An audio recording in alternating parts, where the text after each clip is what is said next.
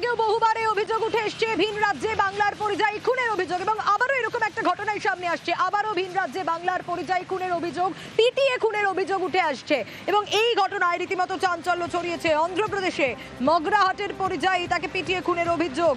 মগরাহাটের গড়খালির মঞ্জুর আলম লস্কর খুনের অভিযোগ। ঠিক কি ঘটেছে আরো বিস্তারিত এই বিষয়ে জানাতে পারবে আনিস, রয়েছে আমার সঙ্গে। আনিস, এই অভিযোগ বিভিন্ন প্রান্ত থেকে বারবার করে উঠে এসছে। আমরা দেখেছি বাংলা বলায় বাংলাদেশি তকমা দিয়ে দেওয়া, হেনস্থা করা, পরিযায়ী খুন, ভিন রাজ্যে বাংলার পরিযায়ী খুনের অভিযোগ উঠে এসছে। আবারও সেরকম একটা ঘটনা। কতদিন ধরে কাজ করতেন এই পরিযায়ী শ্রমিক? কিভাবে এই ঘটনা ঘটলো, কি অভিযোগ করছে পরিবার? দেখো, পরিবারের পক্ষ থেকে যেটা জানানো হয়েছে, দীর্ঘ প্রায় 10 বছর যাবৎ তিনি ভিন রাজ্যে কাজ করতেন এবং সম্প্রতি 20 দিন আগেই তিনি নতুন জায়গায় অর্থাৎ অন্ধ্রপ্রদেশের নতুন জায়গায় কাজে যান এবং তিনি জরির কাজ করতেন।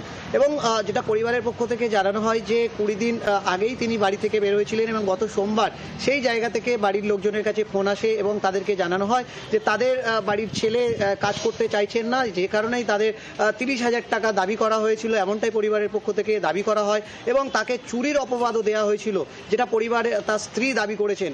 এবং এই ঘটনার পর তারা পরিবারের পক্ষ থেকে সেই টাকা দিতে পারেননি এবং বুধবার তাদের কাছে ফোন আসে যে তাদের ছেলের মৃত্যু হয়েছে, অতিরিক্ত মদ্যপান করার কারণেই তাদের মৃত্যু হয়েছে। কিন্তু পরিবারের লোকজন এই দাবি কিন্তু মানতে নারাজ। তাদের অভিযোগ যে চুরির অপবাদ দিয়ে একেবারেই তাকে তরল জাতীয় কোনো দ্রব্য খাইয়ে দেওয়ার পর কিন্তু পিটিয়ে খুন করা হয়েছে এবং ইতিমধ্যেই তার দেহ ময়নাতদন্তের পর কিন্তু বাড়ির উদ্দেশ্যে আনা হচ্ছে, এমনটাই কিন্তু পরিবারের পক্ষ থেকে জানানো হচ্ছে। তবে যেটা পরিবার বারবার দাবি করছে যে তার পরিবারে একমাত্র রোজগেরে ছিলেন মঞ্জুর আলম লস্কর, 2 নাবালিকা মেয়ে ও এক স্ত্রী রয়েছে তার, এবং তার এই মৃত্যুতে যেমন পরিবার অসহায় হয়ে পড়েছে, তেমনই কিন্তু শোকস্তব্ধ গোটা এলাকা। কারণ ভিন রাজ্যে এই যে পরিযায়ী শ্রমিক কাজে গিয়ে তার যে এই অস্বাভাবিক মৃত্যু, এই মৃত্যুর পেছনে আদতে কি পরিবার যেটা দাবি করছে তাকে খুন করা হয়েছে, এই ঘটনায় কি রয়েছে অর্থাৎ তদন্ত করে।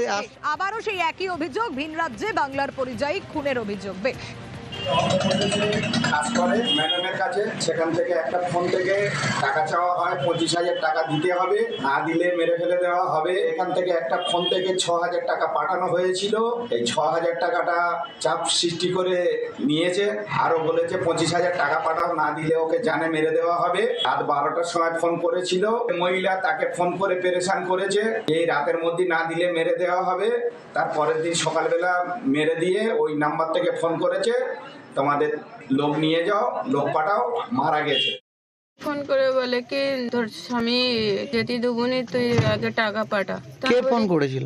ওই স্যার বলে আগে 30,000 টাকা দিবি তবে ছাড়বো। আমি টাকা পেটে দিচ্ছি, তুই ছেড়ে দে, নাহলে গাড়ি তুলে দে। বলে না, ও ছাড়বুন, মেরে ফেলবো।